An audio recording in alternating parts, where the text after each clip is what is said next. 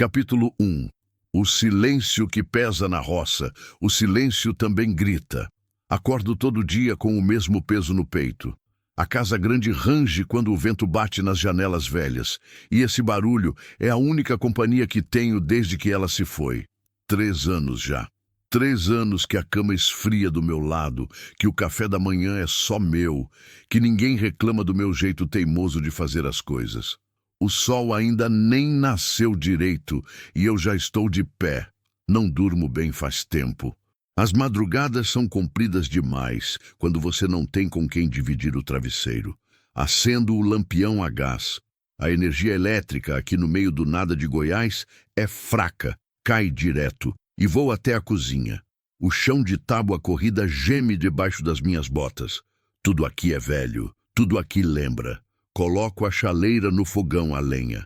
A fumaça sobe devagar, misturada com o cheiro de cinza fria da noite anterior. Café requentado de ontem. Não tenho paciência para fazer novo. Encho a caneca rachada, a mesma que ela usava, e fico olhando pela janela. Lá fora, o cerrado vai clareando aos poucos. O mato seco, o vermelho da terra, o verde apagado das árvores retorcidas. Bonito, mas duro, igual a vida aqui. Meu nome é Gerson. Tenho 46 anos e uma fazenda de gado que herdei do meu pai. 1.200 hectares de terra boa, pasto firme, água corrente. Já foi maior, já foi mais próspera. Hoje está do jeito que eu tô, funcionando, mas sem brilho. Os peões fazem o serviço, o gado engorda, a porteira abre e fecha. Mas falta algo. Falta sentido. Ela se chamava Carmen. Morreu de parto. O menino não resistiu. Eram 2 de uma vez só. Minha mulher e meu filho. Enterrei os 2 no mesmo dia. Desde então, a casa virou mausoléu. Eu virei fantasma. Tenho um quarto trancado no fim do corredor. Ninguém entra lá. Nem eu. Às vezes passo na frente da porta e sinto um aperto no peito tão forte que preciso parar. Respirar fundo, seguir em frente. Dentro daquele quarto estão as roupas dela, os lençóis que ela bordou, a cômoda com espelho, os vidros de perfume ainda pela metade. Tem o berço também, branco, de madeira, nunca foi usado. Bebo o café amargo. Queimou a língua, mas não reclamo. Dor física eu aguento, é a outra que corrói. O dia clareia de vez. Ouço os peões chegando lá fora. Zé Antônio, Osvaldo, Toninho, bons homens. Trabalham direito, não dão problema. Eles sabem que eu gosto de ficar sozinho, então não perguntam demais. Cumprimentam de longe, pegam as ordens do dia e saem pro pasto. Eu finjo que tá tudo bem. Eles fingem que acreditam. Passo a manhã consertando cerca no limite norte da propriedade. Trabalho braçal, suor, poeira, arame farpado cortando a mão. Gosto disso. Ocupa a cabeça. Quando tô com a enxada na mão, a dor some um pouco, mas só um pouco. 12:00, volto para casa. Esquento um resto de arroz e feijão, como em pé mesmo, na pia. Não tenho apetite, mas o corpo precisa. Depois, deito na rede da varanda. O calor é violento, o vento quente traz cheiro de mato seco, de terra rachada. As cigarras cantam sem parar. É um som irritante, mas honesto. Pelo menos elas fazem barulho. Eu só fico quieto. Adormeço sem querer. Sonho com ela. Sempre sonho. Ela tá grávida, sorrindo, dizendo que vai dar tudo certo. Acordo de sobressalto, suando frio, o coração batendo descompassado. A rede balança. O silêncio volta. Fim de tarde. Recebo um recado. Zé Antônio bate na porta da varanda, chapéu na mão, jeito respeitoso. Patrão, o veterinário mandou avisar que o remédio do gado chegou. Tem que buscar na cidade até amanhã, senão volta pro fornecedor. Eu suspiro fundo. A cidade fica a 50 quilômetros daqui. Estrada de chão batido, esburacada, traiçoeira quando chove. Não gosto de ir. Cidade me sufoca. Gente demais, barulho demais, perguntas demais. Mas não tem jeito, gado doente não espera. Vou amanhã cedo, respondo. A voz rouca de quem fala pouco. Zé Antônio assente e sai. Fico sozinho de novo. A noite cai rápido no cerrado. O céu fica laranja, depois roxo, depois preto. Acendo a lamparina na sala. A casa range mais ainda quando escurece. Madeira velha, memória pesada. Sento na poltrona de couro gasto e fico olhando para a foto dela na parede. Carmen, cabelo preto, olhos claros, sorriso largo. Aquela foto foi tirada 2 meses antes de morrer. Ela estava tão feliz. Eu também. Fecho os olhos, aperto os punhos, engulo seco. Desculpa, Carmen. Sussurro pro vazio. Desculpa por não ter conseguido te salvar. Ninguém responde. Claro, vou para a cama mais tarde. Deito sempre do mesmo lado. O outro lado continua intocado. O travesseiro ainda com a marca dela. Às vezes chego a sentir o cheiro do sabonete que ela usava. Sei que é ilusão, mas finjo que não é. A madrugada me encontra acordado de novo, olhando para o teto rachado, ouvindo a casa gemer, sentindo o peso da solidão esmagar o peito. Amanhã vou para a cidade, vou buscar o remédio, vou voltar, vou continuar sobrevivendo, porque é só isso que eu sei fazer agora, sobreviver. Mas tem dia que até isso cansa. Fim do capítulo 1. Continue e alongue o próximo 13. Capítulo 2. A estrada que revela. Saí de casa antes do sol nascer. O ar ainda estava frio, daquele jeito cortante que só o cerrado tem de madrugada. Vesti a camisa xadrez desbotada, a calça jeans surrada, as botas de couro com barro seco grudado na sola. Peguei o chapéu de palha pendurado no prego da varanda e fui até a caminhonete. A FB1000 branca estava estacionada debaixo do barracão. Velha, arranhada, com a pintura descascando em vários lugares, mas ainda firme. Comprei ela usada há 15 anos. Carmen reclamava que era feia, barulhenta, desconfortável. Eu dizia que era resistente. No fim, ela foi a que ficou. A caminhonete e eu. Sobreviventes. Liguei o motor. Ele roncou, tossiu fumaça preta, mas pegou. Dei ré devagar. Passei pelo terreiro de chão batido e segui pela porteira principal. Osvaldo já tinha aberto cedo, conforme combinamos ontem. Acenei para ele de longe. Ele levantou o braço em resposta, mas não sorriu. Ninguém sorri muito aqui. A estrada vicinal começava logo depois da porteira. 50 quilômetros de terra batida, poeira, pedra solta, buraco fundo e curva cega. Quando chove, vira lamaçal. Quando seca, vira deserto vermelho. Hoje estava seca. Nuvem de poeira subia atrás da caminhonete, cobrindo tudo. Abri a janela mesmo assim. Gosto de sentir o vento na cara. Me faz lembrar que ainda tô vivo. O sol começou a aparecer no horizonte.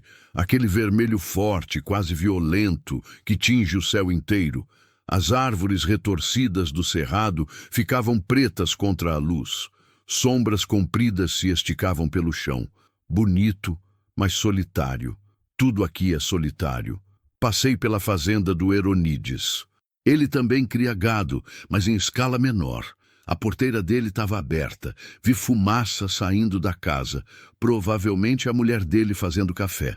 Eles têm 4 filhos. A casa vive cheia de barulho, de gente, de vida. Senti uma pontada no peito. Desviei o olhar e acelerei. Mais à frente, passei pela igrejinha de Nossa Senhora Aparecida, pequenininha, pintada de branco, com o telhado de telha vermelha.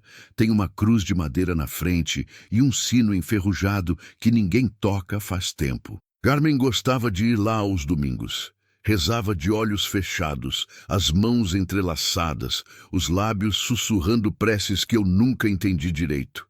Eu ia junto só para ficar perto dela. Depois que ela morreu, parei de ir. Deus e eu não nos entendemos mais. A estrada seguia reta por uns 10 quilômetros. Depois começava a subir e descer pelos morros baixos cobertos de capim seco e cupinzeiros gigantes. O calor aumentava a cada minuto.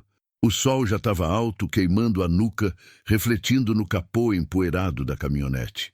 Liguei o rádio. Só chiado. Desliguei. Prefiro o silêncio mesmo. Foi nesse trecho, entre o quilômetro 25 e 30, que a estrada piora de vez. Buracos profundos, lombadas de pedra, mata fechada dos dois lados. Diminuí a velocidade. A caminhonete chacoalhava violenta. Segurei firme o volante. Suor escorria pela testa, pingava nos olhos, mas não limpei. Acostumei com o incômodo. E foi ali, numa curva fechada à esquerda, que eu vi. No começo pensei que fosse um animal ou uma sombra, mas quando me aproximei, percebi que era gente, uma mulher, sentada na beira da estrada, debaixo de uma árvore raquítica, com um bebê no colo. Pisei no freio. A caminhonete derrapou um pouco na poeira antes de parar completamente. Fiquei parado, motor ligado, mãos ainda no volante, tentando entender o que estava vendo. Ela estava chorando. Não era aquele choro baixo, contido. Era um choro desesperado, de quem já desistiu de esconder a dor. Os ombros dela tremiam, a cabeça estava baixa, o cabelo preto e sujo caindo na frente do rosto. O bebê no colo dela não chorava, não se mexia. Estava enrolado num pano velho manchado de terra. Meu coração disparou, não por medo, por reconhecimento. Eu já tinha visto esse desespero antes, no espelho, depois do enterro, depois que a casa ficou vazia. Desliguei o motor. Abri a porta devagar, sem fazer barulho, como se qualquer som brusco pudesse quebrar algo ainda mais frágil do que já estava. Coloquei os pés na terra quente. O vento trouxe o cheiro de mato seco, de poeira, de suor e algo mais, algo pesado. Desespero tem cheiro. Carmen também tinha esse cheiro nos últimos dias, antes de morrer. Caminhei até ela, devagar, pisando com cuidado. As botas faziam barulho na terra, mas ela não levantou a cabeça. Continuou chorando, abraçada ao bebê, como se o mundo tivesse acabado e só restasse aquilo. Parei a uns 3 metros de distância. Não sabia o que dizer. Nunca soube. Sempre fui melhor com gado do que com gente. Moça! Minha voz saiu rouca, áspera. Moça, você tá bem? Pergunta idiota. Claro que ela não estava bem. Ela levantou a cabeça devagar. O rosto estava sujo, marcado de terra e lágrimas. Os olhos vermelhos, inchados. Mas o que me pegou foi o olhar, vazio, completamente vazio. Como se a alma tivesse saído e só restasse o corpo. Ela tentou falar, mas a voz falhou. Engoliu seco, tentou de novo. Ele me deixou aqui, disse quase sem som. Disse que eu não prestava, que o bebê não era dele. Disse que a gente era um peso. A voz dela quebrou no final. Mais lágrimas desceram. Senti algo apertar no peito. Raiva. Não dela. Do mundo, dos homens covardes, da vida injusta, de tudo. Ele te deixou aqui? Perguntei, tentando manter a voz calma. Sozinha? Com a criança? Ela assentiu, soluçando. Faz horas. Tentei caminhar, mas não sei para onde ir. Não tenho ninguém. Ninguém. Minha mãe morreu ano passado. Meu pai sumiu quando eu era criança. Eu não tenho para onde ir. O bebê mexeu um pouco no colo dela. Pequenininho. Não devia ter mais que 2, 3 meses. Magrinho. A pele meio pálida. Os olhinhos fechados, os lábios rachados. Ele tá com fome? Perguntei. Ela olhou para baixo, para os braços dela, como se tivesse esquecido que tinha um filho ali. Não sei. Acho que sim. Não tenho leite. Não tenho nada. Fechei os olhos. Respirei fundo. O cheiro de mato seco encheu meus pulmões. Quando abri os olhos de novo, ela ainda estava me olhando, esperando que eu decidisse se ia embora, se ia ajudar, se ia salvar ou abandonar. Não pensei muito, só senti. Levanta, disse, estendendo a mão. Vou te levar para a cidade. Ela piscou. Surpresa, desconfiança, medo. Por quê? Perguntou a voz trêmula. Por que o senhor ia me ajudar? Não soube responder. Não tinha a resposta certa. Só tinha a verdade. Porque alguém devia ter ajudado você antes. Falei, simples. Ela ficou me olhando por mais alguns segundos. Depois, devagar, pegou minha mão. A pele dela estava fria, gelada, mesmo com o calor violento do sol. Ajudei ela a se levantar. As pernas dela tremiam. Quase caiu. Segurei firme. Devagar, pedi. Encosta em mim. Ela encostou. O peso dela era quase nada, magra demais, fraca demais. O bebê continuava quieto, enrolado no pano sujo. Levei ela até a caminhonete, abri a porta do carona. Ela subiu com dificuldade, segurando o bebê com cuidado. Fechei a porta, contornei a frente e subi do outro lado. Liguei o motor, olhei para ela de relance. Ela ainda chorava, mas agora em silêncio. Lágrimas descendo, mas sem som. Peguei uma garrafa de água que tinha no banco de trás. Morna, mas ainda dava, e ofereci. Bebe, falei. Ela pegou com as duas mãos tremendo, abriu a tampa e bebeu. Rápido, desesperado, quase engasgou. Parou, respirou fundo, bebeu mais. Quando terminou, limpou a boca com as costas da mão. Obrigada, sussurrou. Eu não respondi.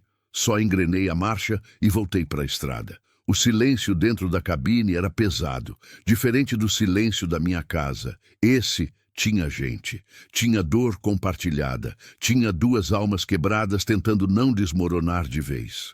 Dirigi devagar. A estrada continuava ruim, mas agora eu tinha cuidado redobrado. Cada buraco, cada solavanco podia machucar o bebê. Olhei de relance para ele. Ainda dormia, ou desmaiado, não sabia dizer. Qual o nome dele? Perguntei, só para quebrar o silêncio. Ela demorou para responder. Miguel, bonito nome. Silêncio de novo. Mais alguns quilômetros. O sol agora estava a pino. O calor insuportável. Abri mais a janela. O vento quente entrou, levantou o cabelo dela. Ela não se mexeu. Ficou olhando para frente, perdida em algum lugar que eu não conseguia alcançar. Como você se chama? Perguntei. Ela piscou. Demorou, como se tivesse que lembrar. Dandara. Dandara. Nome forte. Nome de luta. Carmen tinha me contado a história da Dandara dos Palmares uma vez. Mulher guerreira. Mulher que não se curvava. Prazer, Dandara. Meu nome é Gerson. Ela virou o rosto para mim. Pela primeira vez, um esboço fraco de algo que não era desespero apareceu. Talvez gratidão. Talvez só cansaço. Obrigada, Gerson, disse, a voz ainda fraca, mas firme. Obrigada por não ter passado direto, engoli seco. Não sabia o que dizer. Não sabia como explicar que eu não estava fazendo favor, que eu estava tentando salvar ela, porque ninguém conseguiu salvar Carmen, que eu estava tentando consertar algo que nunca vai ser consertado. Então só assenti e continuei dirigindo. Mas algo tinha mudado, dentro de mim. Algo pequeno, algo perigoso. Pela primeira vez em 3 anos, eu não estava completamente sozinho, e isso me assustava. Fim do capítulo 2, continue e alongue o próximo, 13202, capítulo 3. O peso da confiança. A estrada continuava sua agonia de buracos e poeira. O sol martelava o capô da caminhonete com uma força quase raivosa. Suor escorria pela minha testa, pingava no volante, deixava as mãos escorregadias. Mas não era só o calor que me incomodava, era a presença dela, Dandara, sentada ao meu lado, segurando o bebê como se ele fosse a única coisa real que ainda restava no mundo. Olhei de relance. Ela continuava quieta, o rosto virado para a janela, mas os olhos não viam nada. Estavam fixos em algum ponto distante, perdidos em memórias que eu imaginava serem dolorosas. O bebê, Miguel, ainda dormia ou estava desacordado, não sabia dizer ao certo. O peitinho dele subia e descia devagar. Pelo menos respirava. Mais à frente, a estrada começou a descer uma ladeira íngreme. Pisei no freio com cuidado. A caminhonete chacoalhou, gemeu, mas obedeceu. Do lado esquerdo, um barranco de terra vermelha. Do lado direito, um precipício coberto de mata fechada. Uma queda ali seria fatal. Segurei firme o volante, concentrado, mas senti o corpo dela enrijecer. Ela apertou o bebê contra o peito, a respiração ficou mais rápida. Calma, falei, tentando soar tranquilo. Já passei aqui 1000 vezes. É feio, mas é seguro. Ela não respondeu. Só assentiu, mas vi a mão dela tremer. Descemos a ladeira devagar. Quando chegamos no fundo, onde a estrada se nivelava de novo, soltei o ar que nem sabia que estava prendendo. Dandara também relaxou um pouco os ombros. O bebê continuava quieto. Passamos por uma ponte velha de madeira, estreita, rangendo a cada roda que passava.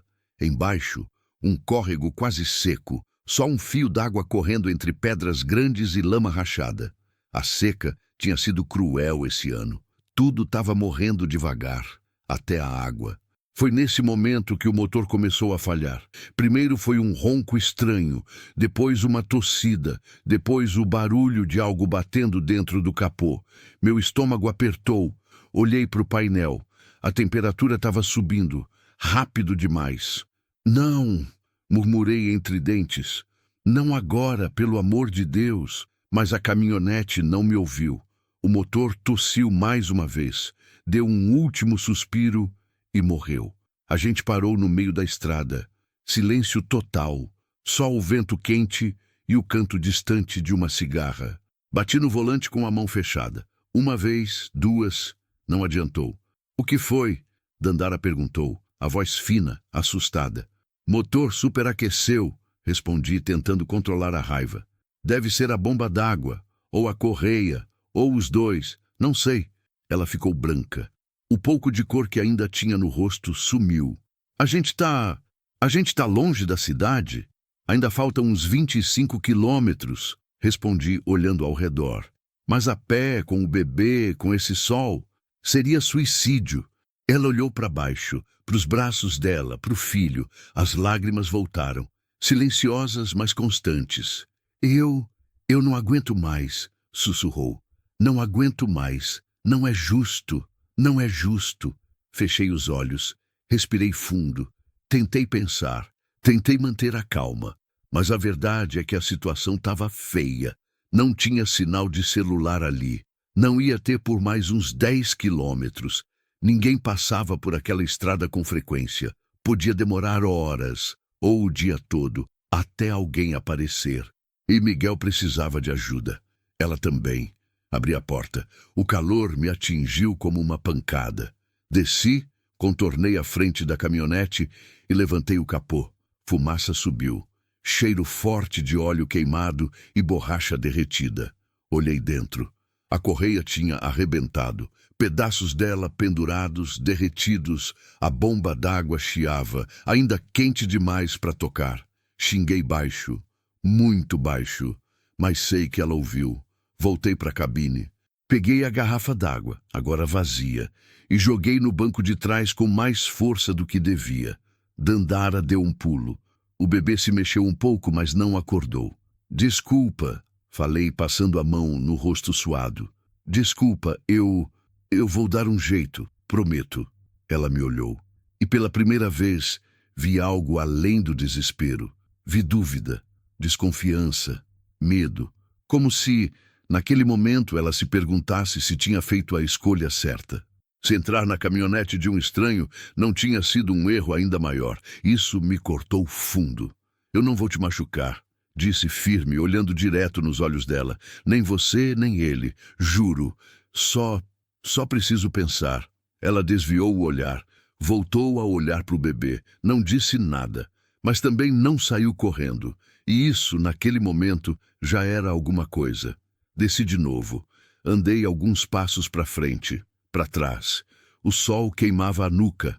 A terra parecia fritar debaixo das botas. Olhei em volta. Só mato, só estrada, só céu azul demais e silêncio pesado demais.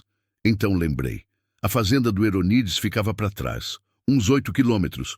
Se eu fosse a pé, levaria umas 2 horas, talvez menos se corresse parte do caminho. Ele tinha telefone, tinha outra caminhonete. Podia me dar carona, ou emprestar peça, ou chamar alguém. Mas isso significava deixar Dandara sozinha, com o bebê, no meio do nada, esperando, confiando que eu ia voltar.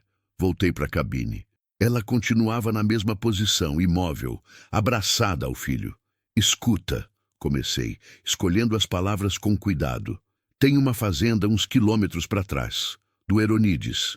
Bom homem, ele pode ajudar. Mas eu preciso ir a pé, e isso significa que você vai ficar aqui, sozinha, por umas horas. Ela levantou a cabeça devagar, os olhos vermelhos, fundos, cansados. Sozinha, repetiu, a voz quase inaudível. Eu volto, garanti. Juro que volto. Deixo a chave com você. Tranco as portas. Fico de olho na estrada, mas não passa quase ninguém por aqui. Você fica dentro. Não abre para ninguém, só para mim. Ela ficou me olhando, calculando, medindo, tentando decidir se podia confiar num homem que ela conheceu há menos de uma hora. Porque começou, mas a voz falhou. Engoliu seco. Tentou de novo. Por que você está fazendo isso? A pergunta ecoou dentro da cabine, dentro de mim. Por que eu estava fazendo isso? Podia ter passado direto. Podia ter fingido que não vi. Podia ter seguido para a cidade, buscado o remédio do gado, voltado para a fazenda, continuado minha vida vazia e previsível. Mas não fiz isso. Parei, ajudei. E agora estava ali, preso numa estrada do meio do nada, com uma mulher desesperada e um bebê quase sem vida. Por quê? Porque alguém precisava. Respondi simples, honesto. E por quê? Porque eu não quero ser o tipo de homem que vira o rosto. Ela segurou meu olhar, firme, procurando mentira, procurando falsidade. Não achou, porque não tinha. Depois de um silêncio longo, ela assentiu. Pode ir, disse, a voz ainda fraca, mas firme. Eu espero. Algo dentro de mim se apertou. Não era alívio, era responsabilidade, pesada, real.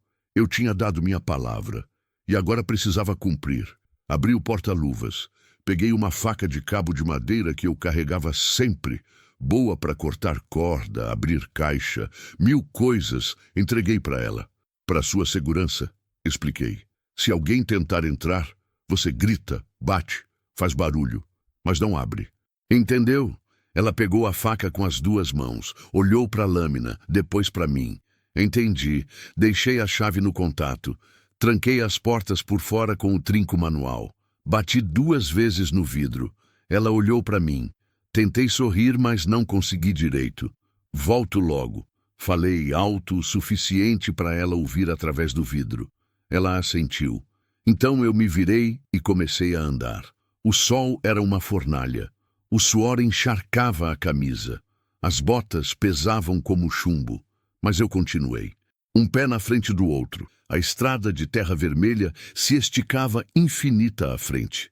O vento quente trazia cheiro de mato queimado, de terra seca, de desespero. Olhei para trás uma vez. A caminhonete era um ponto branco distante, tremendo no calor. Imaginei Dandara lá dentro sozinha, segurando Miguel, esperando, confiando. Fechei os olhos por um segundo. Respirei fundo. Depois continuei andando. Porque desistir não era opção, porque eu tinha dado minha palavra. E porque, pela primeira vez em 3 anos, eu tinha algo além de mim mesmo para salvar. Andei por quase 1 hora, talvez mais. Perdi a noção do tempo. O sol continuava implacável. Bebi água do cantil que levava preso na cintura, mas acabou rápido. A boca ficou seca. A garganta arranhava. As pernas começaram a pesar, mas não parei. Pensei em Carmen, sempre penso, mas dessa vez foi diferente. Não pensei na morte, pensei na vida, em como ela era forte, em como ela nunca desistia, em como ela acreditava que as pessoas eram boas, mesmo quando o mundo provava o contrário. Você tem um coração bom, Gerson, ela dizia. Só está escondido debaixo de tanta teimosia. Sorri, um sorriso amargo, cansado, mas real. Talvez ela tivesse razão. Finalmente, depois do que pareceu uma eternidade, vi a porteira da fazenda do Heronides. Comecei a correr. As pernas protestaram, mas obedeceram. Cheguei na casa ofegante, suado, quase caindo. Bati na porta, forte. Heronides! Heronides, abre! A porta se abriu. Ele apareceu, de chinelo, camisa aberta, cara de sono. Gerson! Que diabos você está fazendo aqui a pé? Não perdi tempo. Preciso de ajuda. Caminhonete quebrou. Tem uma mulher lá, com um bebê. Precisam de médico. Rápido. Heronides não hesitou. Gritou para a esposa, pegou as chaves da picape, calçou as botas. Em 5 minutos estávamos na estrada. Quando chegamos na caminhonete, meu coração quase parou. A porta estava aberta e Dandara não estava lá. Fim do capítulo 3, continue e alongue. O próximo 13 mais 03, capítulo 4. quando o desespero grita. O sangue gelou nas minhas veias. A porta da caminhonete balançava ao vento, batendo de leve na lataria com um barulho oco que ecoava pelo silêncio da estrada. O banco do carona estava vazio. A faca que eu tinha dado para Dandara estava caída no chão da cabine. Mas ela não estava ali. Miguel não estava ali. Desci da picape do Eronides antes mesmo dele parar completamente. Minhas botas bateram na terra com força. Corri até a caminhonete, o coração martelando no peito, a respiração curta, descompassada. "Dandara!" gritei, a voz rouca, desesperada. "Dandara!" Nada. Só o vento quente. Só o canto distante das cigarras. Só o silêncio pesado do cerrado. Olhei dentro da cabine, nenhum sinal de luta, nenhum sangue, nenhuma marca, só a porta aberta e a faca no chão, como se ela tivesse simplesmente saído. "Gerson, o que está acontecendo?" Eronides desceu da picape, a voz séria, preocupada. Não respondi. Dei a volta na caminhonete. Procurei marcas no chão, pegadas, qualquer coisa, e então vi rastros. Leves, quase apagados pela poeira, mas visíveis. Pegadas pequenas, arrastadas, seguindo em direção ao matagal do lado direito da estrada. Ela tinha ido para o mato. "Ela foi para lá", falei, apontando. "Não sei porquê, mas foi. Sozinha? Com o bebê?" Eronides franziu a testa, confuso. "No meio desse sol? Tá louca?" Não estava louca, estava desesperada. E desespero não pensa, desespero só age. Entrei no mato sem esperar. O capim seco chegava na altura da cintura. Galhos secos de arbustos arranhavam minhas pernas, rasgavam a calça. O sol, filtrado pelas árvores retorcidas, criava manchas de luz e sombra no chão. Suor escorria pelo meu rosto, ardendo nos olhos. "Dandara!" gritei de novo. "Dandara, sou eu! Gerson! Voltei! Onde você tá?" Silêncio. Continuei andando. Eronides vinha logo atrás, respiração pesada, chapéu na mão. "Gerson, explica direito o que tá rolando", pediu. "Quem é essa mulher? De onde ela veio?" "Depois eu explico", respondi sem parar. "Agora eu só preciso achar ela. Mais alguns passos." Então ouvi um choro, baixo, abafado, vindo de trás de uma moita de arbustos espinhosos. Corri, contornei a moita, e ali, sentada no chão, encostada no tronco de um pequizeiro velho, estava Dandara. O bebê ainda no colo. Ela chorava. Chorava alto agora, sem se importar com quem pudesse ouvir. O corpo todo tremia, os cabelos grudados no rosto suado, os olhos vermelhos fixos em mim.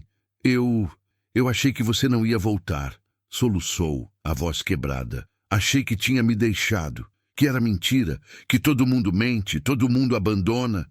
Ajoelhei na frente dela, devagar, sem fazer movimento brusco. Eu voltei, falei, firme, mas gentil. Falei que voltava, e voltei. Ela continuou chorando. As mãos dela tremiam tanto que quase deixou o bebê cair. Segurei Miguel com cuidado, tirei ele dos braços dela. Ele estava quente, quente demais. A pele pálida, os lábios rachados, os olhinhos fechados com força. "Eronides", chamei, sem tirar os olhos do bebê. "Ele está com febre. Precisamos de hospital, agora." Eronides se aproximou, olhou para o bebê, depois para Dandara, depois para mim. Assentiu, sério. "A picape está na estrada. Vamos." Ajudei Dandara a levantar. Ela mal conseguia ficar em pé. As pernas bambas, o corpo fraco demais. Passei o braço dela por cima dos meus ombros. Segurei firme na cintura dela. "Encosta em mim", pedi. "Eu te carrego se precisar." Ela encostou. O peso dela era quase nada. Tão leve que doía. Voltamos pelo mato. Cada passo era uma luta. Ela tropeçava. Eu segurava. Ela gemia de dor. Eu segurava mais forte. O bebê no meu outro braço. Quieto demais. Quente demais. Quando chegamos na estrada, Eronides já tinha aberto a porta de trás da picape. Ajudei Dandara a subir. Ela se jogou no banco exausta. Entreguei Miguel para ela com cuidado. Ela o abraçou de novo, apertou contra o peito, voltou a chorar. Subi na frente. Eronides ligou o motor e pisou fundo no acelerador. A picape arrancou, levantando nuvem de poeira vermelha. A estrada chacoalhou, mas ele não diminuiu. Dirigia rápido, com precisão, conhecia cada curva, cada buraco. Olhei para trás. Dandara tinha a cabeça encostada no vidro, os olhos fechados, mas ainda segurava o bebê firme. As lágrimas continuavam descendo. Aguenta mais um pouco, falei. Já estamos quase lá. Ela não respondeu. Talvez nem tivesse ouvido. Eronides manteve o silêncio por uns minutos. Depois, sem tirar os olhos da estrada, perguntou: ela é tua parente? Não. Conhecida? Também não. Ele me olhou de relance. Então por que você está fazendo isso? Suspirei fundo. A mesma pergunta. De novo. Porque ela precisava, respondi cansado. Simples assim. Eronides balançou a cabeça, mas não disse mais nada. Continuou dirigindo. A estrada finalmente melhorou. Asfalto, sinal de celular, placas indicando a cidade. 15 quilômetros. 10, 5. Entramos na cidade às pressas. Ruas de paralelepípedo, casas simples, comércio pequeno, igreja na praça central. Eronides conhecia o caminho de cor. Foi direto para o posto de saúde. Parou em frente. Buzinou. Buzinou de novo. Uma enfermeira saiu correndo. Cabelo preso, jaleco branco, cara preocupada. O que aconteceu? Bebê com febre. Eronides gritou pela janela. Precisa de médico. Rápido. A enfermeira não perdeu tempo. Abriu a porta de trás, viu Dandara, viu Miguel. Chamou mais gente. Um enfermeiro apareceu com uma maca pequena. Outro trouxe uma cadeira de rodas. Ajudei Dandara a descer. Ela mal conseguia andar. Sentaram ela na cadeira. Pegaram o bebê dos braços dela com cuidado.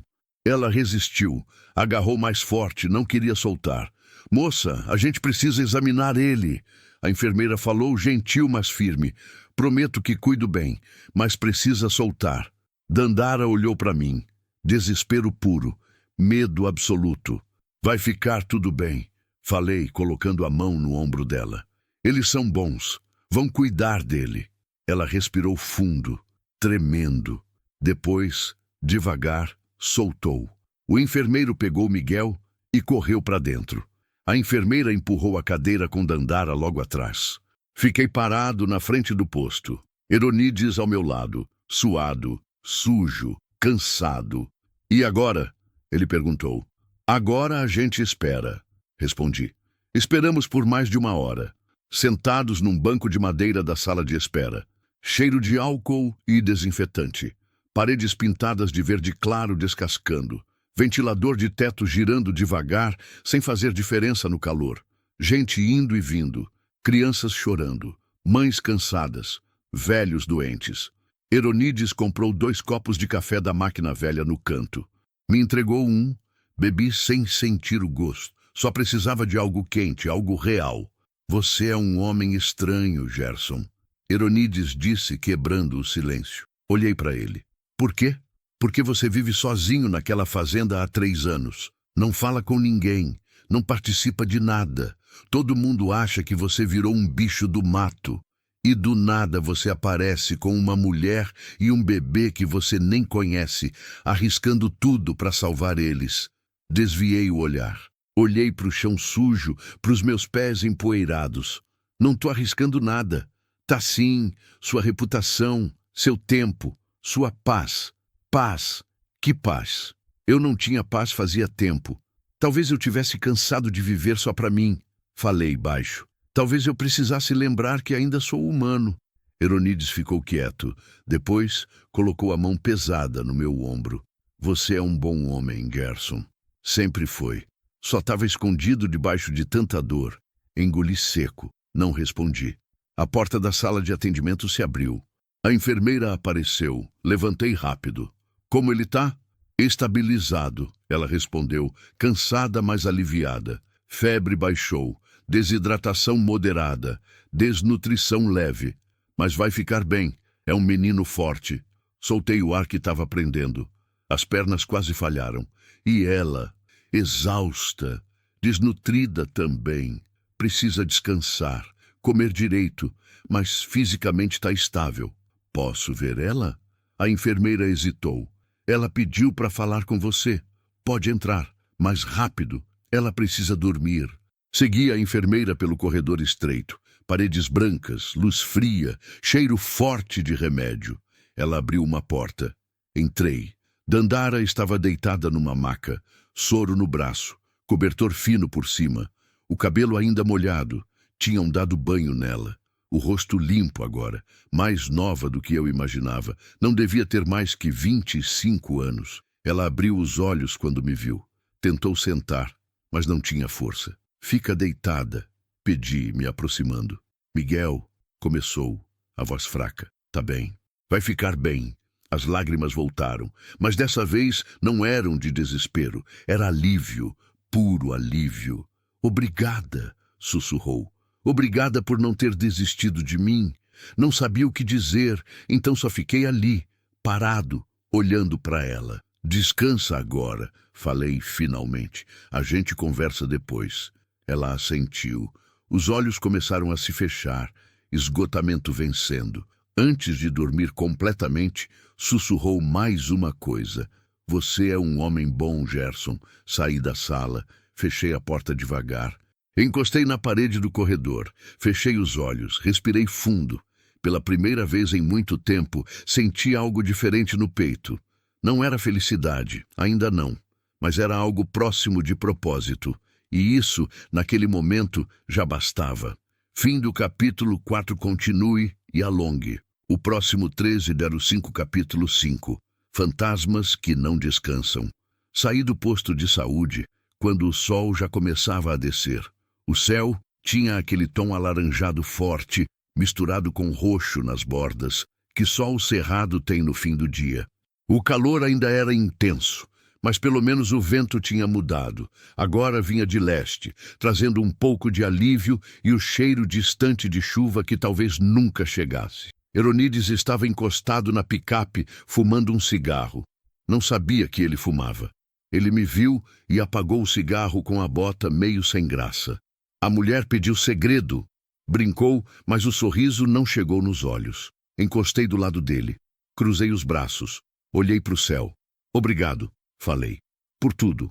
Pela ajuda. Pela carona. Por não ter feito perguntas demais. Ele balançou a cabeça. Não precisa agradecer. A gente faz o que tem que fazer. Pausa. Mas e agora, Gerson? Qual o plano? Plano. Não tinha pensado nisso. Só tinha agido. Salvei ela. Salvei o bebê. E agora? O que vinha depois? Não sei, admiti honesto. Ainda não sei. Euronides ficou quieto por um tempo. Depois, ela não tem ninguém, né? Foi o que você falou na estrada. É o que ela disse. Mãe morta, pai sumido, ninguém. E o cara que deixou ela lá sentia a raiva subir, quente, pesada, covarde. Não merece nem ser chamado de homem. Euronides assentiu, concordando. E você vai fazer o quê? Levar ela para a fazenda? A pergunta ficou pendurada no ar. Levar ela para a fazenda? Para minha casa? Para onde Carmen viveu? Para onde tudo ainda cheira a passado? Não sei se é uma boa ideia, falei. Mais para mim mesmo do que para ele. Por que não? Porque eu mal consigo cuidar de mim. Como vou cuidar dela e do bebê? Euronides me olhou. Sério. Olhos fundos, cansados, mas honestos. Gerson, você acabou de passar o dia inteiro salvando a vida dessas pessoas. Andou quilômetros no sol. Arriscou tudo. E agora está com medo de cuidar? Ele balançou a cabeça. Você já está cuidando, rapaz. Só não está aceitando ainda. Suas palavras me acertaram em cheio, fundo, onde dói. Ele deu um tapinha no meu ombro e subiu na picape. Vou buscar sua caminhonete. Deixo ela na oficina do Zeca. Ele conserta até amanhã. Depois te levo de volta para a fazenda. Fica aí com ela. Certifica que tá bem. Antes que eu pudesse responder, ele já tinha ligado o motor e ido embora, levantando poeira na rua vazia. Fiquei sozinho, de novo. Entrei no posto novamente. A enfermeira, descobri que o nome dela era Célia. Disse que Dandara tinha acordado há pouco e estava comendo. Primeira refeição decente em dias, segundo ela. Pedi para ver Miguel. Ela me levou até um quartinho pequeno nos fundos. Berços brancos, luz suave, cheiro de talco e leite. Miguel estava dormindo num dos berços, coberto com um cobertor leve azul clarinho. A cor tinha voltado para o rosto dele. A respiração estava regular. Calma. Fiquei ali, parado na porta, só olhando. Era tão pequeno, tão frágil, tão inocente. E, de repente, sem aviso, a memória veio. Carmen estava na cama do hospital, grávida de 8 meses. Sorrindo, sempre sorrindo. Vai ser um menino, Gerson. Eu sei que vai. Eu segurava a mão dela. Apertava de leve. Não importa, menino ou menina, só quero que seja saudável e que você fique bem. Ela riu. Aquele riso leve, cheio de vida. Eu vou ficar bem. A gente vai ficar bem. Os 3. Mas não ficou. 3 semanas depois, as dores começaram. Cedo demais, forte demais. Levei ela para o hospital. Os médicos tentaram muito, mas o bebê não resistiu. E ela segurou minha mão até o último momento. Olhou nos meus olhos, sussurrou. Não desiste de viver, Gerson. Promete. Prometi. Mas não cumpri. Pisquei, voltei para o presente. As mãos estavam tremendo. Fechei os punhos, respirei fundo. Várias vezes. O senhor tá bem? Célia perguntou preocupada. Tô. Menti. Só cansado. Ela não pareceu acreditar, mas não insistiu. Quer ver a moça agora? Assenti. Dandara estava sentada na maca, as pernas cruzadas, comendo devagar uma sopa de legumes que Célia tinha trazido. Ela levantou os olhos quando entrei. Tentou sorrir, mas o sorriso saiu torto, cansado. Oi, disse baixinho. Oi, respondi, ficando perto da porta. Como você tá? Melhor. Pausa. Muito melhor. Graças a você. Balancei a cabeça. Não foi só eu, foi o Heronides também. E o pessoal daqui. Ela colocou a colher na tigela. Olhou para baixo. Silêncio. Eu sinto muito, começou, a voz embargada. Por ter saído da caminhonete, por ter ido pro mato. Eu achei que você não ia voltar. Achei que era mentira. Que todo mundo mente. Nem todo mundo mente, Dandara. Ela levantou os olhos, vermelhos, cheios de dor. Na minha vida todo mundo mentiu. Meu pai disse que ia voltar e nunca voltou. Minha mãe disse que ia ficar bem e morreu. A voz quebrou. Ele disse que me amava. Disse que ia cuidar da gente. E me deixou numa estrada, com nosso filho, sozinha. Não sabia o que dizer. Não tinha palavras para consertar isso. Então só fiquei quieto. Deixei ela falar. Eu não nasci pobre, continuou, as lágrimas descendo. Meu pai tinha um pequeno comércio. A gente não era rico, mas tinha o suficiente. Depois que ele foi embora, tudo desmoronou. Minha mãe tentou segurar, mas não conseguiu. Ficou doente, depressão. Depois, o corpo começou a desistir também. Eu cuidava dela, trabalhava de faxineira, de cozinheira, de qualquer coisa, mas nunca era o suficiente. Nunca. Ela enxugou as lágrimas com as costas da mão. Aí conheci ele, João Paulo, bonito, falava bem, dizia que ia cuidar de mim, que ia mudar tudo. E eu acreditei, porque precisava acreditar, porque estava cansada de carregar tudo sozinha. Pausa. Fiquei grávida.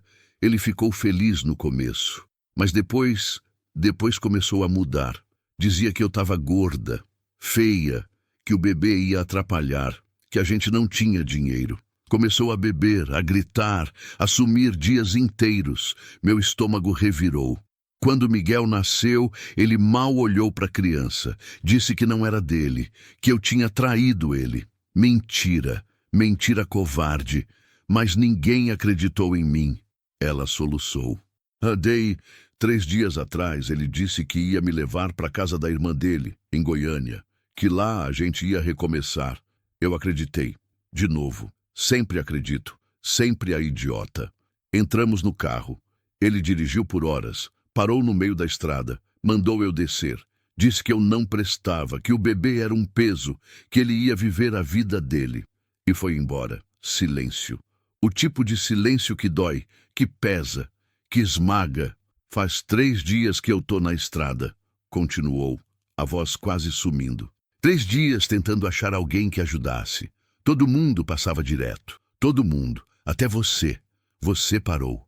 E eu ainda não entendo por quê. Puxei a cadeira velha do canto e sentei. Olhei para ela, direto nos olhos. Porque eu sei o que é perder alguém. Eu sei o que é ficar sozinho. E eu sei o que é querer que alguém tivesse parado para ajudar quando tudo desmoronou. Ela me olhou, confusa.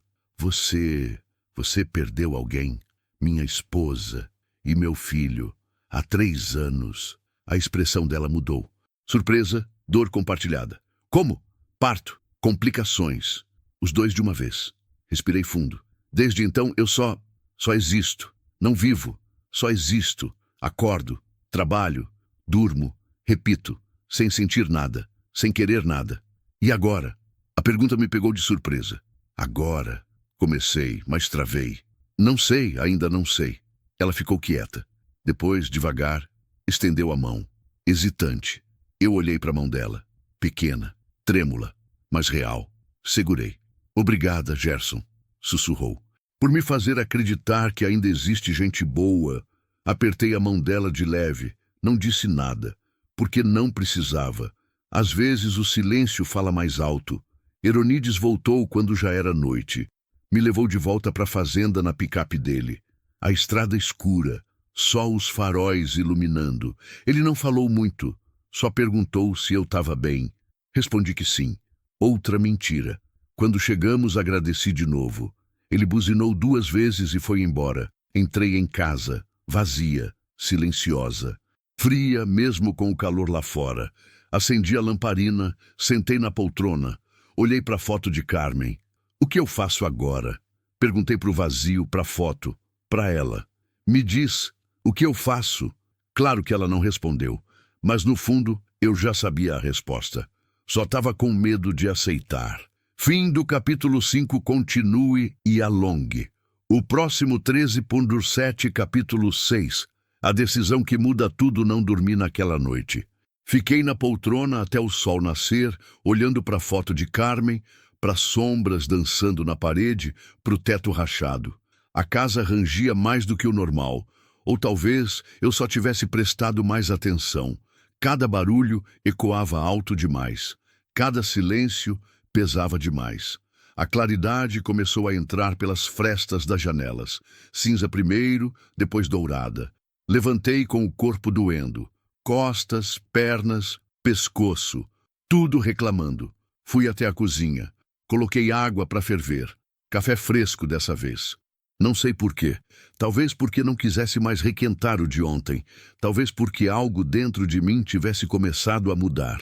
Tomei o café em pé, olhando pela janela. Lá fora, o cerrado acordava devagar. Pássaros cantando, gado mugindo ao longe. Zé Antônio e os outros já estavam trabalhando. Vi a poeira subindo do pasto norte. Peguei as chaves da caminhonete reserva. Uma Saveiro velha que eu usava quando a F1000 estava na oficina. Subi nela e segui para a cidade.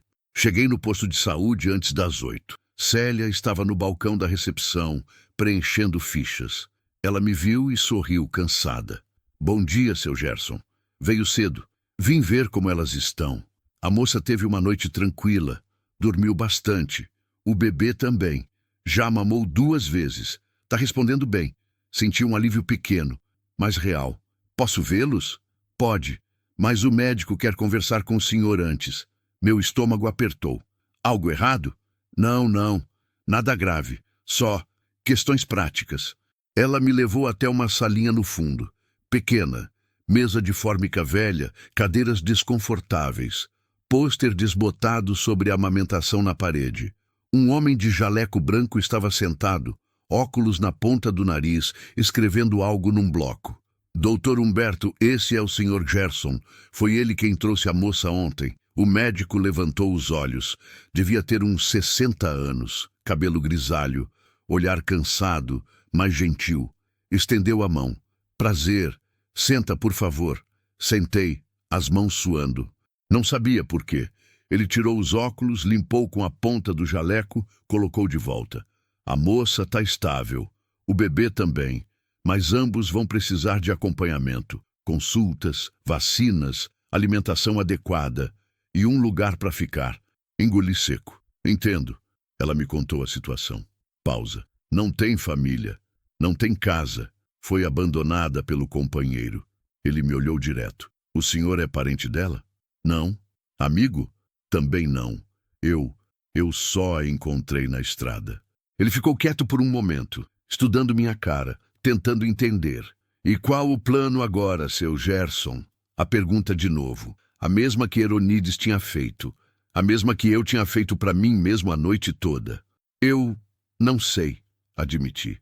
Mas não posso deixar ela na rua, nem o bebê. Então o senhor está oferecendo ajuda? Acho que sim. Que tipo de ajuda? Respirei fundo. As palavras vieram antes que eu pudesse pensar direito. Um lugar para ficar, comida, segurança. Até ela conseguir se reerguer. O médico assentiu devagar. É uma atitude nobre, mas o senhor entende as implicações? A responsabilidade? As pessoas vão falar, vão criar histórias. E ela está vulnerável. Qualquer coisa pode ser mal interpretada. Eu sei. E mesmo assim o senhor está disposto? Olhei para baixo, para os meus pés, para as botas velhas cobertas de barro seco. Minha esposa sempre dizia que a gente tem que fazer o certo, mesmo quando é difícil, mesmo quando ninguém está olhando. Levantei os olhos. Então sim, eu estou disposto. Ele me estudou por mais um tempo. Depois, finalmente sorriu. Leve, mas sincero. Ela tem sorte de ter cruzado com o senhor. Não respondi. Sorte? Não sei. Talvez destino. Talvez punição. Talvez redenção. Vou liberar ela hoje à tarde. O médico continuou. Mas quero que voltem na semana que vem para consulta de acompanhamento. E qualquer problema, febre, qualquer coisa, traz de volta imediatamente. Pode deixar. Ele se levantou. Apertou minha mão de novo. O senhor é um bom homem, seu Gerson. Mais uma pessoa dizendo isso. Engraçado. Eu não me sentia bom, só me sentia necessário. Encontrei Dandara sentada numa cadeira do lado de fora do quarto, amamentando Miguel. Ela estava de costas, mas reconheci os cabelos pretos, agora presos num rabo de cavalo simples. Roupas limpas, provavelmente doadas por alguém do posto. Calça de moletom cinza, camiseta branca. Fiquei parado, sem saber se devia me aproximar ou esperar. Ela sentiu minha presença, virou a cabeça. Gerson, disse, e pela primeira vez vi algo que não era desespero no rosto dela. Talvez gratidão, talvez esperança. Bom dia, respondi chegando perto. Como vocês estão? Bem, ele mamou bastante hoje. Tá mais forte. Olhei para o Miguel, os olhinhos fechados, a boquinha grudada no peito dela, pequeno, mas vivo, respirando. Que bom. Silêncio. Ela terminou de amamentar, ajeitou a blusa, colocou o bebê no ombro, batendo de leve nas costas dele até ele arrotar. Gestos automáticos, maternos, antigos como o mundo. O médico disse que vão te liberar hoje. Comecei, escolhendo as palavras com cuidado. Ela assentiu, mas o olhar ficou preocupado. E depois? Para onde eu vou?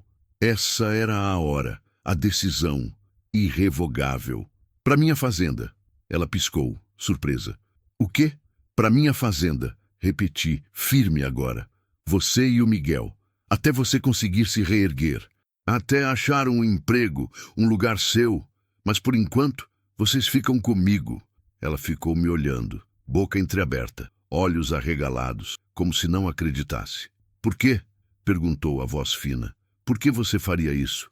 Você não me conhece. Não me deve nada. Não precisa dever para ajudar, respondi. E não precisa conhecer para ter empatia. As lágrimas voltaram, mas diferentes. Não de dor, de alívio, de algo que ela não sentia fazia tempo. Esperança. Eu não sei o que dizer. Não precisa dizer nada. Só aceita. Ela abaixou a cabeça, os ombros tremendo, chorando em silêncio. Miguel continuou quieto no colo dela, alheio ao peso do momento. Fiquei ali, esperando, deixando ela processar. Depois de um tempo, ela levantou a cabeça, enxugou as lágrimas, olhou para mim. Eu aceito, disse firme, mas com uma condição. Franzi a testa. Qual? Eu trabalho, não vou ficar de favor. Eu limpo, cozinho, ajudo no que precisar, mas não vou ser peso. Algo dentro de mim se aqueceu. Respeito, dignidade. Ela não queria ser salva, queria ser parceira. Combinado. Ela sorriu. Pequeno, tímido, mas real.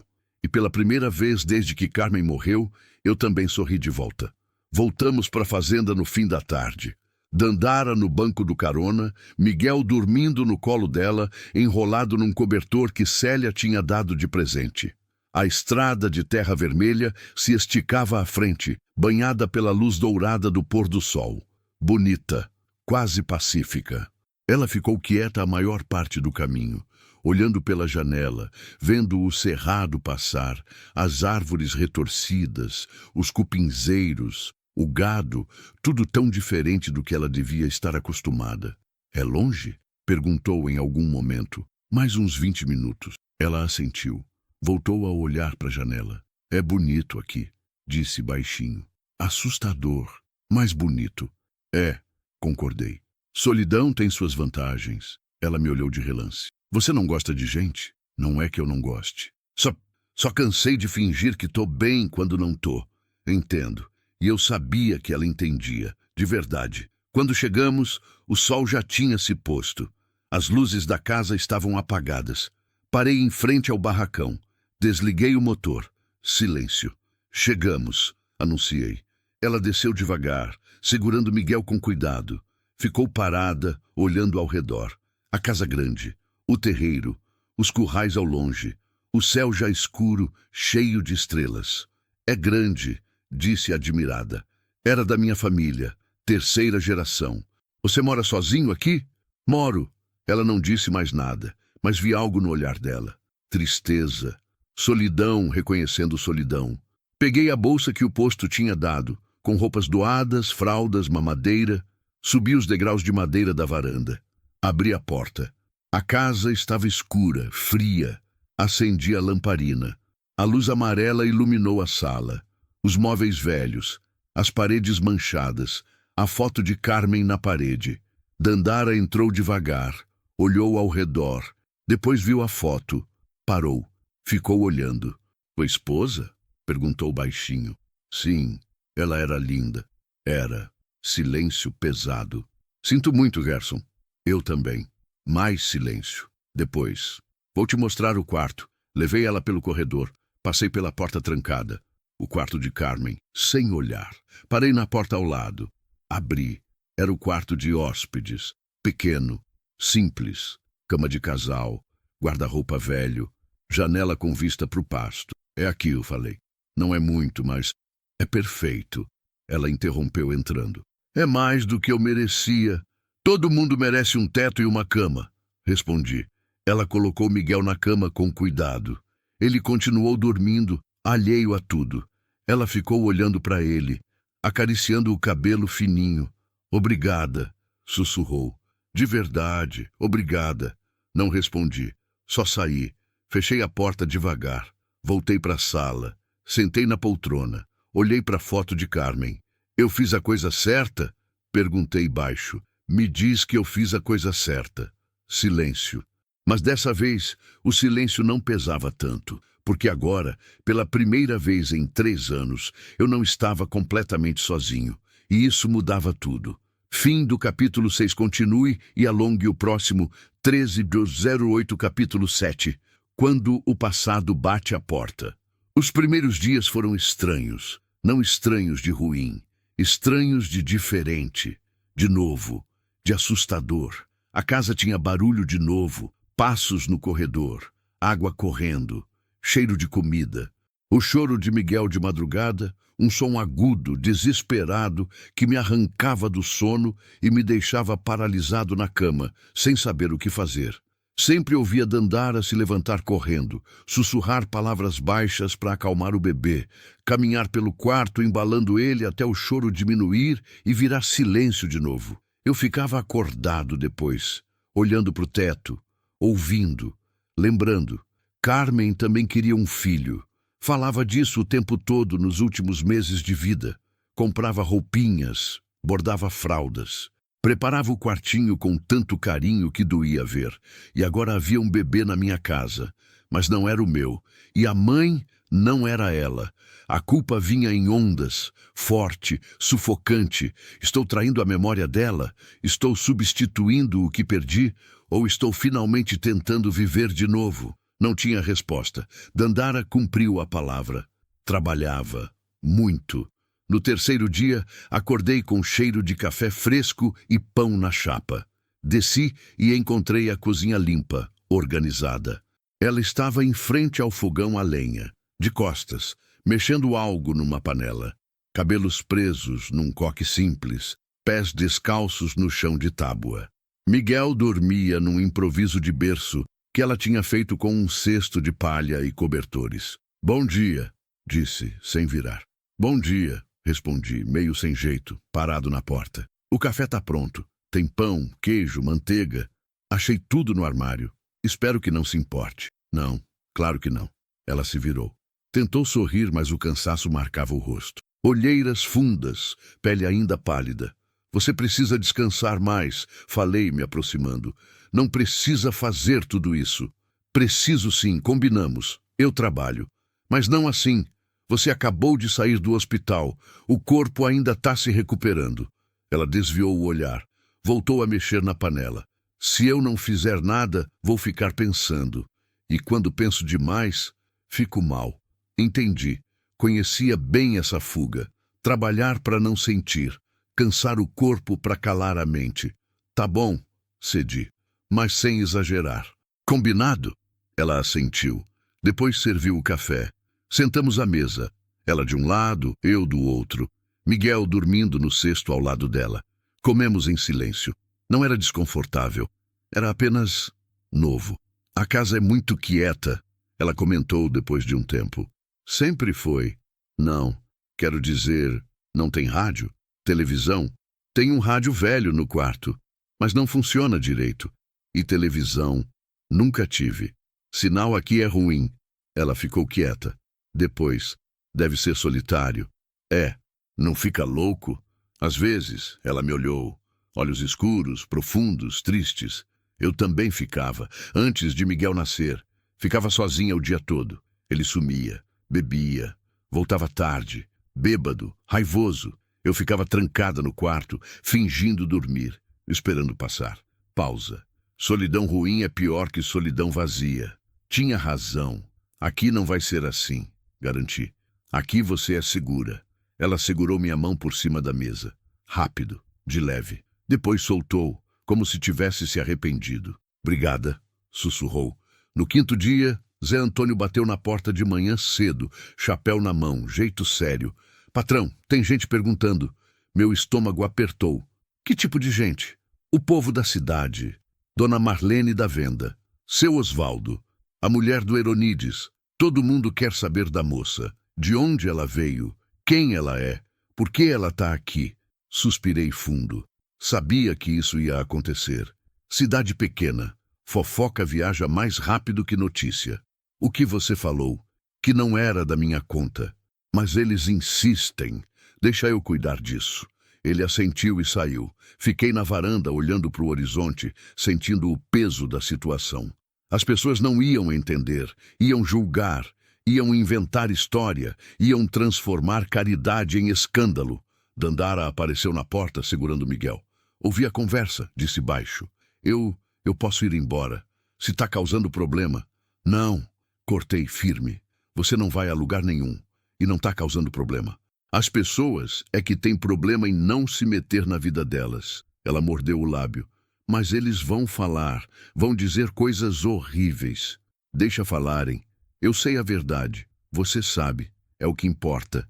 Ela ficou quieta. Depois veio até a varanda. Ficou do meu lado, olhando para o mesmo horizonte. "Você é diferente, Gerson", disse devagar.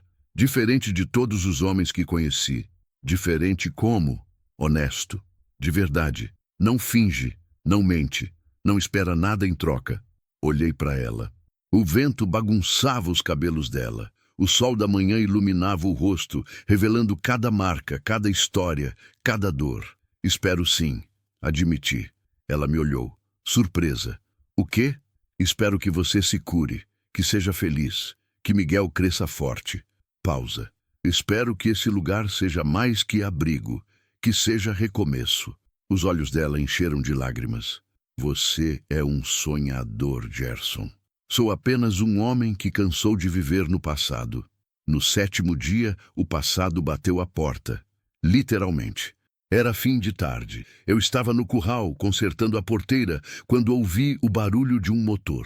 Carro, vindo rápido pela estrada. Parei o que estava fazendo. Esperei. Um Fiat Uno velho, branco, sujo de poeira, parou na frente da casa. A porta se abriu. Um homem desceu. Alto, magro, cabelo comprido, mal cuidado, camiseta regata, tatuagens nos braços, olhos injetados. Meu sangue gelou. Reconheci o tipo. Arrogante, violento, covarde. Ele olhou ao redor. Depois gritou: Dandara, Dandara, eu sei que você tá aí. Sai agora. Saí do curral, caminhei até ele. Devagar, cada passo medido, controlado, mas a raiva fervia por dentro. Quem é você? Perguntei, a voz baixa, perigosa.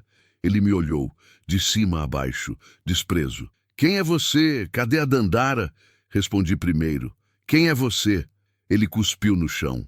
João Paulo, pai do moleque dela, e vim buscar o que é meu. A raiva explodiu, quente, violenta. Segurei firme. Não podia perder o controle. Você não tem nada aqui. Aquela vagabunda é minha, o moleque também. E eu vim buscar. Dei um passo à frente. Ele recuou. Covarde. Você deixou ela morrer numa estrada. Abandonou ela com fome, sede, desespero. E agora vem aqui na minha propriedade chamar ela de vagabunda. Ela traiu.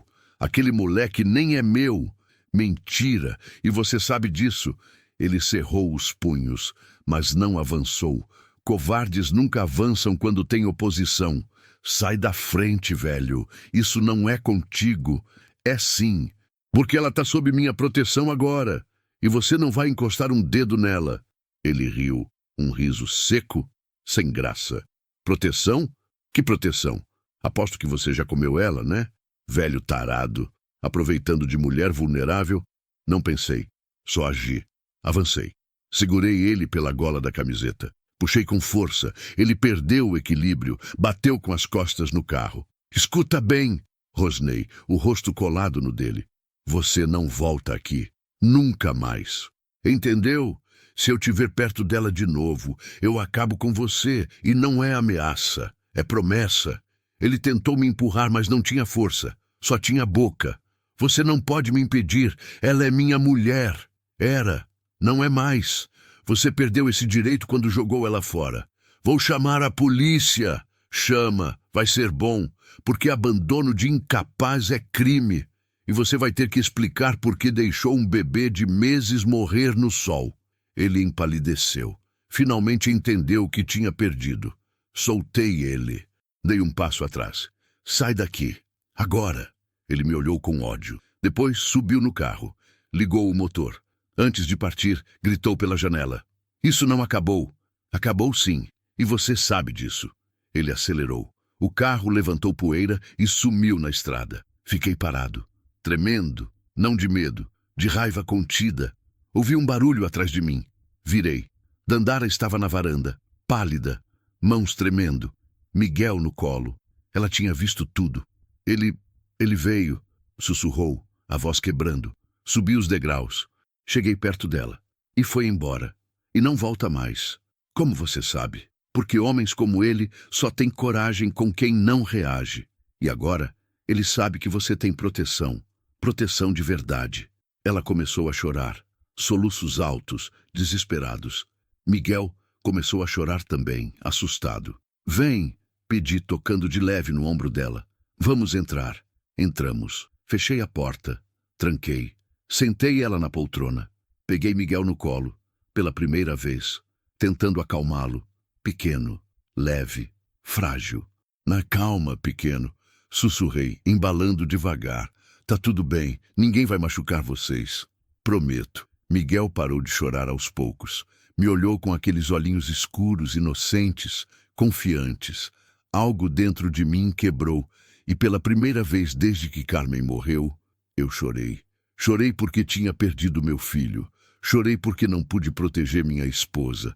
Chorei porque tinha desperdiçado 3 anos vivendo morto.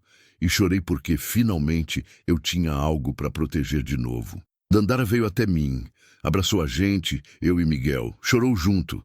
2 quebrados, um bebê, uma casa velha no meio do nada. Mas ali, naquele momento, era família, imperfeita, ferida, mas real. Fim do capítulo 7. Continue e alongue o próximo. 13:10, capítulo 8. O recomeço que cura as semanas seguintes trouxeram uma rotina que eu não conhecia havia anos. A casa acordava com o choro de Miguel. Não era mais um som que me assustava. Era um som que me lembrava que havia vida ali. Dandara se levantava primeiro. Sempre. Eu ouvia os passos dela pelo corredor, a água correndo, a voz baixa cantarolando alguma canção de ninar que a mãe dela devia ter ensinado. Eu também acordava mais cedo agora. Não por obrigação, mas porque o silêncio tinha perdido o apelo. Descia, acendia o fogo, colocava a água para ferver. Quando ela chegava na cozinha, o café já estava pronto. Ela sempre sorria. Um sorriso pequeno, cansado, mas genuíno. Bom dia, dizia, toda manhã. Bom dia, eu respondia. E era bom dia, de verdade. Dandara transformou a casa. Não com reformas ou pinturas, com vida, com presença, com pequenos gestos que faziam diferença. Abriu as janelas que eu mantinha fechadas havia anos. Precisa de ar fresco, dizia. Lavou as cortinas empoeiradas, varreu os cantos esquecidos, trouxe flores do campo, margaridas brancas, sempre vivas amarelas, e colocou em jarros improvisados na mesa da cozinha. A casa estava pedindo cor, explicou, quando me viu olhando para as flores. Ela também cozinhava, comida simples, mas feita com carinho, arroz soltinho, feijão temperado direito, carne ensopada com batata e cenoura, farofa crocante, sobremesas de vez em quando, doce de leite, bolo de fubá, goiabada com queijo. Aprendi com minha mãe, contou numa noite. Ela dizia que comida é mais que alimentar o corpo, é alimentar a alma também. Comíamos juntos agora. Ela, eu e Miguel no cesto ao lado. Conversas leves, sobre o dia, sobre o gado, sobre o tempo. Nada profundo demais, mas suficiente. Suficiente para lembrar que eu não estava mais sozinho. Ela também cuidava de Miguel com uma dedicação que doía de ver. Todas as manhãs, dava banho nele na bacia de alumínio, na varanda, usando água morna que esquentava no fogão. Cantava enquanto lavava os cabelos finos, enquanto ensaboava o corpinho pequeno. Miguel ria, um riso gordo, gostoso, que ecoava pela fazenda. Eu ficava olhando de longe, sem ser visto, ou pensando que não era visto, mas ela sabia. Pode chegar perto, disse um dia. Ele não morde. Hesitei, mas me aproximei. Ajoelhei ao lado dela. Miguel me olhou, curioso. Depois sorriu. Aquele sorriso banguela, cheio de gengiva, que só bebês têm. Acho que ele gosta de você, Dandara comentou, sorrindo também. Ele mal me conhece. Bebês sabem, sentem. Ele sabe que você é bom. Estendi a mão. Toquei de leve na bochecha dele. Macia, quente, viva. Ele tá crescendo, comentei. Tá, graças a você. Se não fosse você, ele... A voz dela falhou. Ele não estaria aqui, mas tá. E é isso que importa. Ela segurou minha mão. A dela molhada, com espuma de sabão. Mas firme, real. Obrigada, Gerson. Por tudo. Não sabia o que dizer. Então só fiquei ali, segurando a mão dela, olhando para Miguel, sentindo algo que não sentia há muito tempo. Paz. Mas a paz nunca dura. Numa tarde de quinta-feira, voltei do pasto mais cedo que o normal. O céu estava carregado, prenunciando chuva. Queria garantir que tudo estava trancado antes da tempestade chegar. Quando entrei em casa, ouvi choro. Não de Miguel, de Dandara. Corri para o quarto dela. A porta estava entreaberta. Ela estava sentada na cama, segurando uma foto velha, toda amassada. Chorava baixo, mas intenso. Miguel dormia no cesto ao lado, alheio. Dandara? Chamei, baixo. Ela se assustou. Escondeu a foto rapidamente, enxugou as lágrimas com as costas da mão. Desculpa. Eu não queria que você visse. Entrei devagar, sentei na beirada da cama. O que aconteceu? Ela ficou quieta. Depois, devagar, me mostrou a foto. Era uma mulher, mais velha, cabelos grisalhos, sorriso cansado, mas gentil, olhos parecidos com os de Dandara. Minha mãe, disse, a voz embargada. Hoje faz 1 ano que ela morreu. Meu peito apertou. Sinto muito. Ela era tudo para mim. Depois que meu pai foi embora, era só nós duas. Ela trabalhava tanto, tanto para me dar o básico, para me manter na escola, para garantir que eu não passasse fome. As lágrimas voltaram. E quando ela ficou doente, eu não consegui retribuir. Não consegui salvar ela. Você fez o que podia.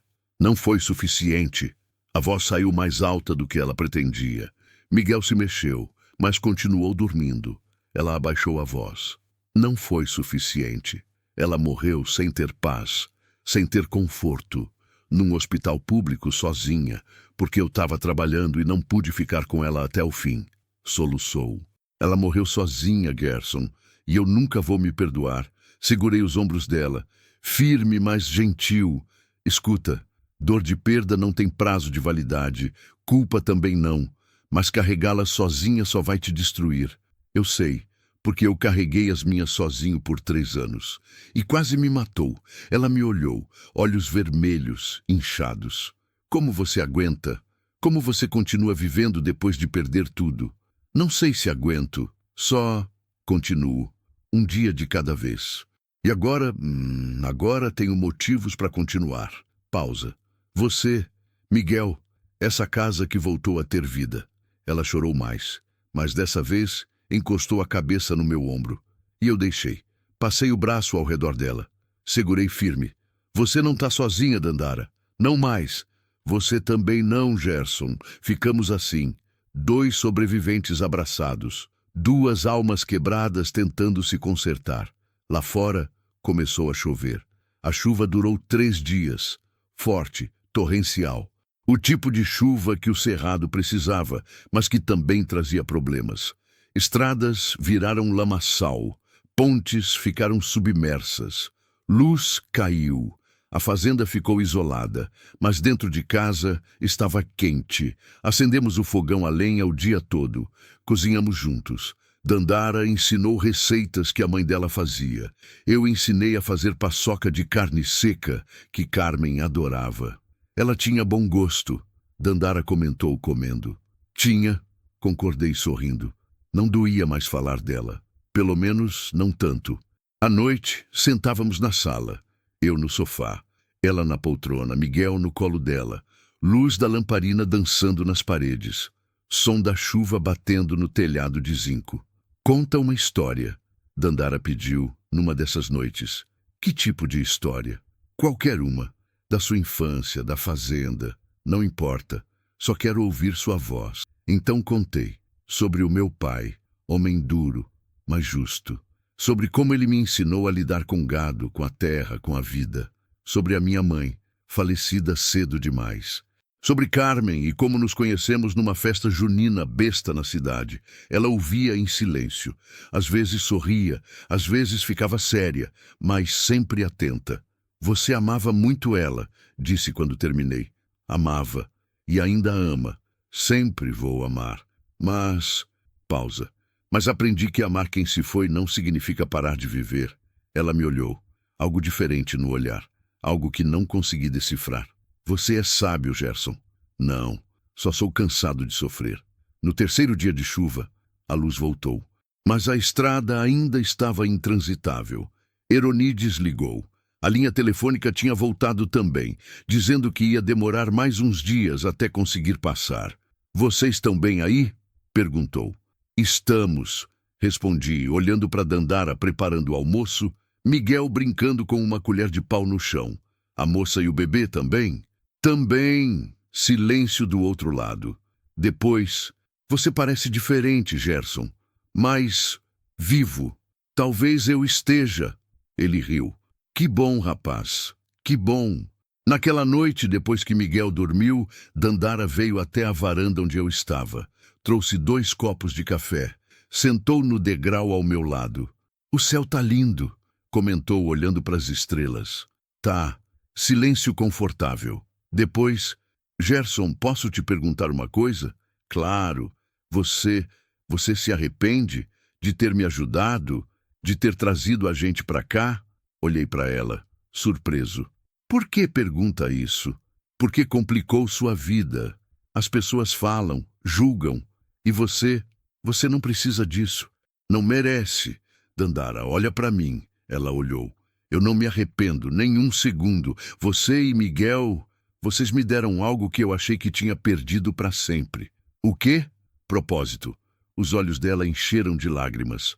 "Eu também. Você me deu segurança, paz, esperança." Pausa. "Família." Segurei a mão dela. "Pequena, mas forte. Então não se preocupa com o que os outros pensam. O que importa é o que a gente sabe, e a gente sabe a verdade." Ela apertou minha mão de volta. "Obrigada, Gerson, por tudo. Obrigado você, por trazer vida de volta para essa casa." Ficamos ali, mãos dadas, olhando para o céu estrelado.